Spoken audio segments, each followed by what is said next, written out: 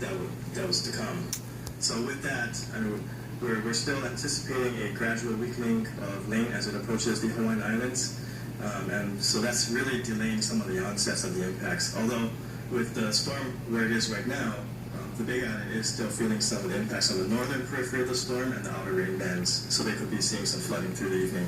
Right, and if it stays on this current track as currently laid out, what can we anticipate over the next 24 hours statewide?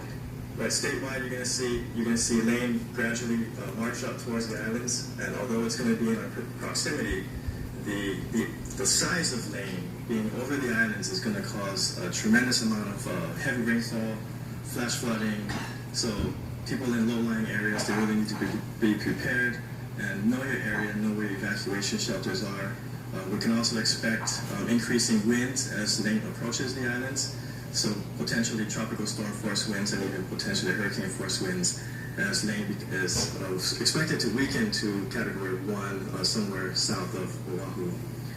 We were talking about this earlier, but we can't reinforce this enough. When you look ahead at some of the activity, late Thursday, early Friday morning, you're seeing some projections that have the storm curving. What can you tell us about that and that kind of activity?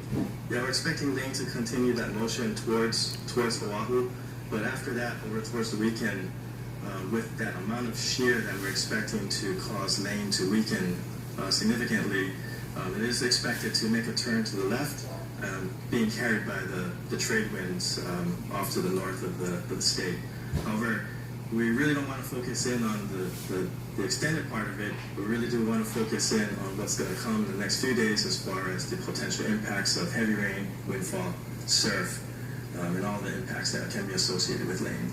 You mentioned earlier the importance of preparation now for this part of the state. Now is that window to get prepared, right, and make any adjustments? Right, definitely. So we are expecting heavy rainfall. So, people need to really be prepared and know where the low-lying areas are. If they are in flash flood prone areas, know where the evacuation shelters are if they need to evacuate. Tie down loose things around the house. You could potentially see power outages. Water outages, so have all your hurricane kits and supplies ready in case you do need to shelter in place over the next few days.